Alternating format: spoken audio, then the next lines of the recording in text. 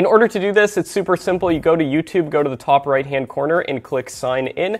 From here, then you're simply going to log into your Gmail account if you already have one. If not, you just go down here and click create account. And then from here, you can choose if this is for personal use or if you'd like to make YouTube a business like I do. I run over a dozen different YouTube channels and I treat YouTube as a business. So that's what I'm going to be selecting right here for work or business. Then it's just going to ask you to put in your first and last name just like so, as well as your email address if you already have one. If not, you simply click create a new Gmail address instead, and then you can fill it out with what you want it to be called. And just as a side note, you can literally put anything for this username. It doesn't have to be the name of your channel. So for the username, for example, I can just put Matt Parr's channel, just like so. From here, then it's going to ask you to fill out a password. Now, I recommend using a password generator to generate a secure password. There's tons of free ones online, but the one that I recommend is called Bitwarden, and it will also store all your passwords as well for completely free. So that way you'll never forget about a password. From here, then we simply click next,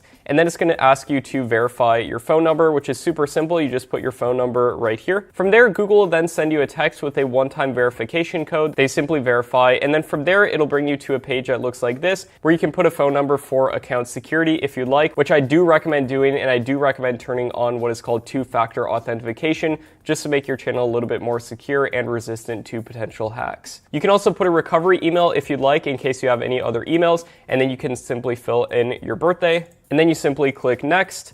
From here, then it's just going to ask you to accept the privacy terms and conditions. And from here, we now have a Google account that is all set up and ready for making a YouTube channel.